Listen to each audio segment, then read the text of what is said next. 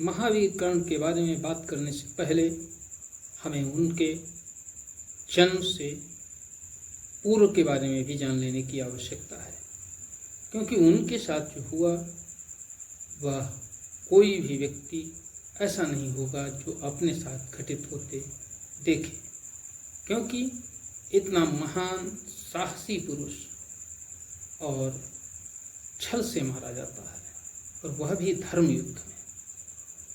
दोस्तों, तो आइए जानते हैं महावीर कर्ण की पूर्वजन्म की कहानी। पद्म पुराण में इस कथा का वर्णन मिलता है कि पहले ब्रह्मा जी के 5 शीश हुआ करते थे, 5 मुख थे। उन 5 मुखों में 4 मुखों से वह वेदों का वाचन किया करते थे, वेदों का गायन करते थे। लेकिन जो 5वां मुख था वह अत्यंत तेजवान था, उसके सामने कोई नहीं जा सकता था। इसलिए ब्रह्मा जी के सामने जाने से सभी बचते थे, चाहे वह देवता होते, गंधर्व होते, पिशाच होते, राक्षस होते, यक्ष होते, कोई भी होता, वह ब्रह्मा जी के सन्मुख जाने से कतराता रहता था, क्योंकि वह उस तेज को बर्दाश्त नहीं कर पाता था और कुछ ही क्षण में विह्वल होने लगता था। ऐसी स्थिति में जब वह विचलित होने लगता है तो वह विचार करता है कि किस तरह से इससे निजात पाई जाए, और ऐसी स्थिति में देवता शिव जी का आराधन करते हैं। और शिव जी तो ठहरे भोले वाले, जिसने भी मन से उनका आराधन किया वह तुरंत ही तैयार हो जाते हैं सामने आकर वरदान देने के लिए। शिव जी प्रसन्न हुए और उन्होंने कहा, मांगिए, क्या वरदान मांगते हैं।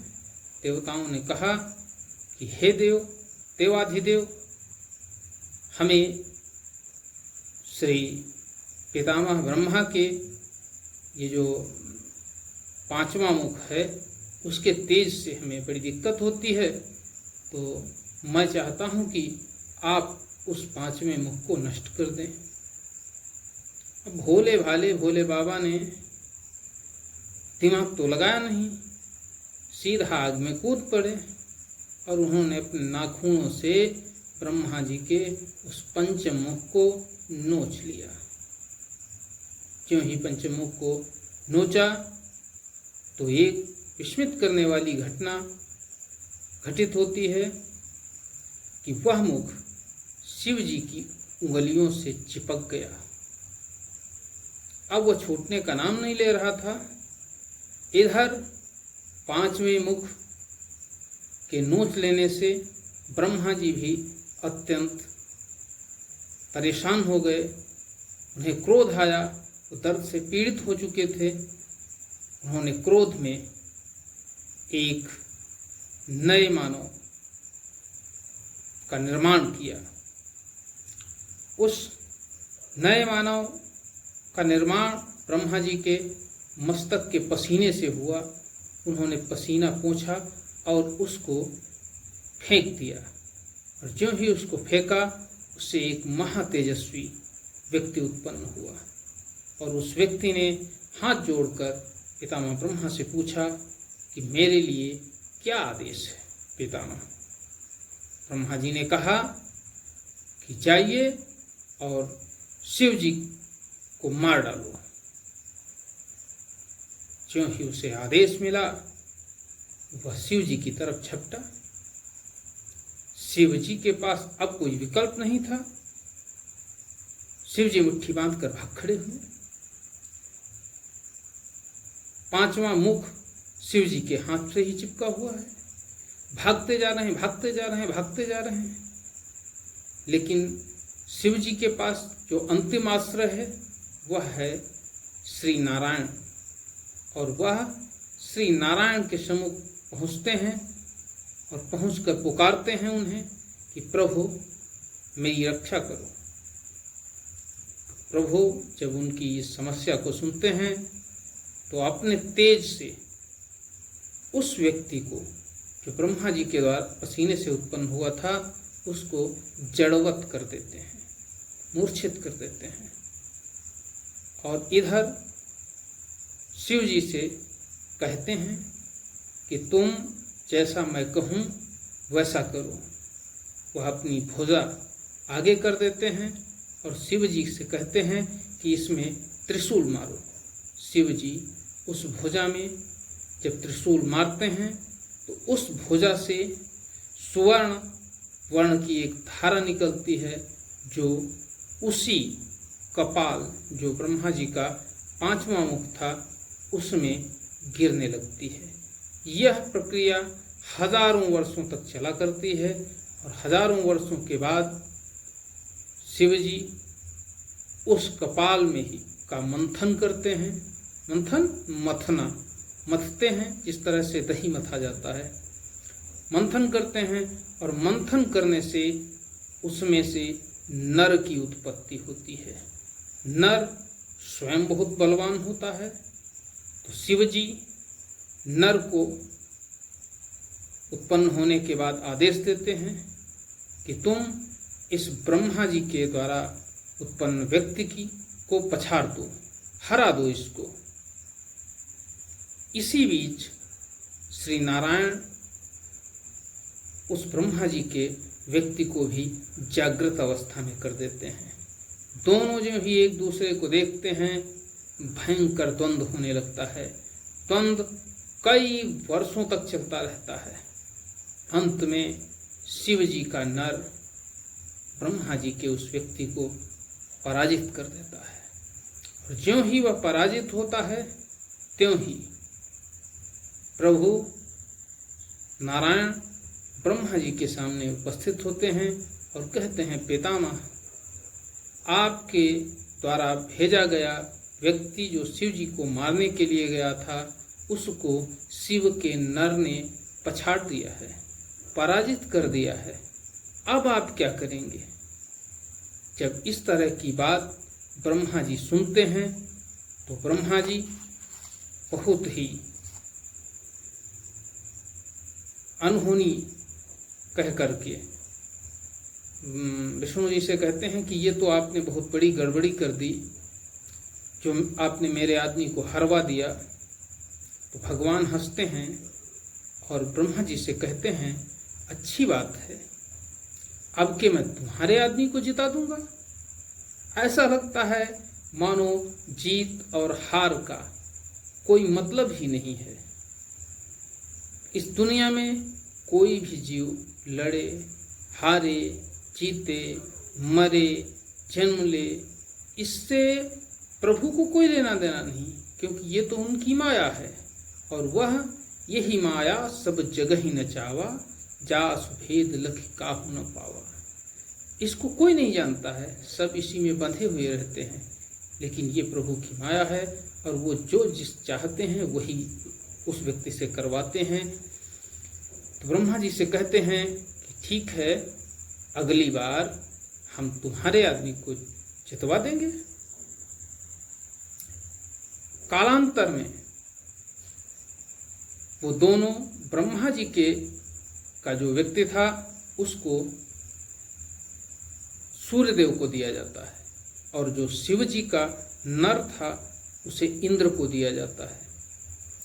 जब दोनों को मिल जाता है तो कालांतर में त्रेता युग में बाली और सुग्रीव होते हैं। एक ही माँ की कोख से जन्म लेते हैं और एक सूर्यपुत्र होता है तो दूसरा इंद्रपुत्र होता है। और इस बार जो वैमनस्यता होगी उनमें बाली और सुग्रीव में जैसी हुई है, लोग क्या कहते हैं कि बाली सुग्रीव की तरह लड़ रहे हो। हाँ, सुग्रीव स्वयं बताता है, नाथ बाली और मैं दो भाई, प्रीति रही कछु बरन्य जाई। हाँ, और फिर मैं सुख माया बीत ही नामू, आवा पुरुषो हमरे गामू, अर्धरात्रि पुरद्वार पुकारा, बाली रिपुतुल सहाय न पारा। इसी तरह से बाली उस राक्षस को मारने के लिए जाता है और वहाँ से जब मारकर उसको वापस आता है तो 1 महीने से ज़्यादा का समय हो चुका होता है। 1 महीने तक सुग्रीव वहाँ गुफा में उसका इंतजार करते हैं, लेकिन जब उससे रुधिर की धारा बहती है तो सुग्रीव पर एक बड़ा पत्थर लगाकर गुफा के मुंह में और वापस चले आते हैं, जिससे कि मैदानों बाहर ना आ सके। लेकिन बाली उसको मार चुका था और जब वह गुफा के मुख्य द्वार पर पहुंचता है तो देखता है कि इसमें तो पत्थर लगा हुआ है। इसका मतलब सुग्रीव ने मुझे मारने की सारी योजनाएं बनवा ली थी कि मैं मर जाऊं, राज्य हड़पने की चेष्टा रखता होगा। जैसे कैसे उस पत्थर को हटाकर बाल बाहर निकलता है और जब अपने पंपापुर में आता है तो वहाँ देखता है कि मंत्रियों ने सुग्रीव को राजा बना दिया है। ज्यों ही सुग्रीव को राजा के सिंहासन पर बैठा हुआ देखता है त्यों ही बाली क्रोध से लाल हो जाता है और वह सुग्रीव को घसीटते हुए मारने लगता है और इतना मारता है कि सुग्रीव वहाँ से भागने में ही अपनी भलाई समझते हैं। तभी कहते हैं उसने उनकी पत्नी का भी अपहरण कर लिया और सुग्रीव को मजबूर होकर ऋषिमुख पर्वत पर रहना पड़ा। यही दोनों, और इस बार भगवान विष्णु ने इंद्र के पुत्र अर्थात शिव जी का जो वो पुत्र था, शिव जी का जो नर था, उसको उन्होंने बाली को चुपके से मारा और सुग्रीव को जिता दिया। जब सुग्रीव को जिता दिया तो ब्रह्मा जी का आदमी जीत गया, लेकिन इस चीज से इंद्र बड़े नाराज हुए क्योंकि इंद्र का पुत्र मार दिया गया था। तो इंद्र बड़े नाराज हुए और उन्होंने कहा कि भगवान, आपने हमारे साथ अन्याय किया है, आपने हमारे महान यशस्वी पुत्र को छल से मार दिया है। भगवान ने कहा तो इसमें क्या बात है, अगली बार हम सूर्यपुत्र को मार देंगे। इंद्र प्रसन्न होते हैं और प्रभु से आज्ञा लेकर विदा हो जाते हैं। इधर बाली के मरने के बाद सुग्रीव प्रभु के साथ रहते हैं, क्योंकि सुग्रीव सूर्यपुत्र थे और सूर्य के पास कौन था, ब्रह्मा जी का व्यक्ति। कालांतर में त्रेता के बाद द्वापर आता है और द्वापर में ये दोनों फिर से अवतरित होते हैं।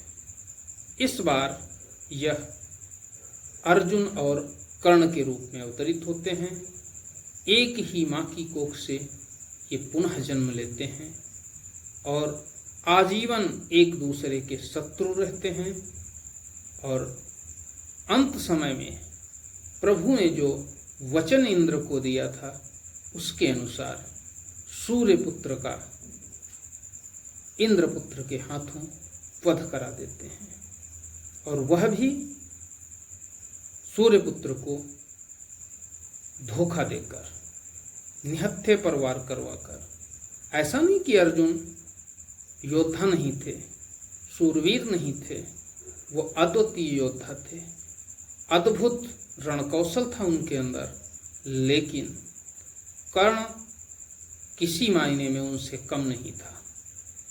कर्ण अपने बल पर अर्जुन को पीछे ढकेल देता था और अर्जुन, भगवान स्वयं श्री कृष्ण जी उनके रथ पर विराजमान थे, हनुमान जी उनकी पताका पर विराजमान थे, तब वह कहीं कर्ण को पीछे ढकेल पाते थे।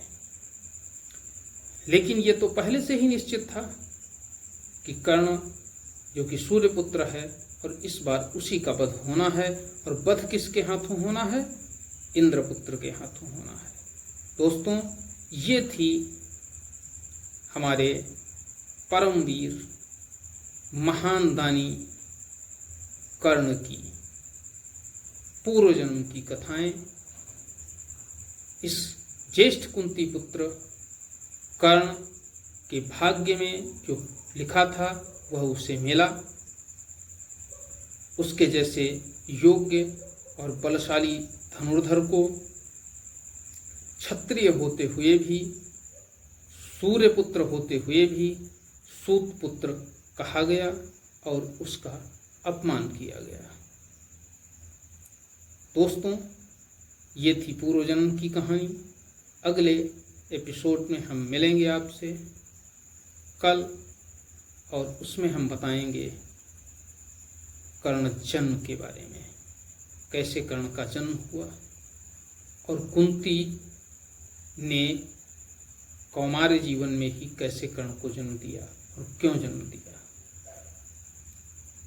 दोस्तों, वीडियो को लाइक करें, चैनल को सब्सक्राइब करें और वीडियो को शेयर भी करें, जिससे कि ये जानकारियाँ ज़्यादा से ज़्यादा लोगों तक पहुँचें और वह अपने धर्म के बारे में जानें, अपने अद्वितीय व्यक्तित्व भारत के गौरव को जानें और पहचानें, जिससे कि हमारी नई संतति सनातन को आगे बढ़ाने में सहायक सिद्ध हो।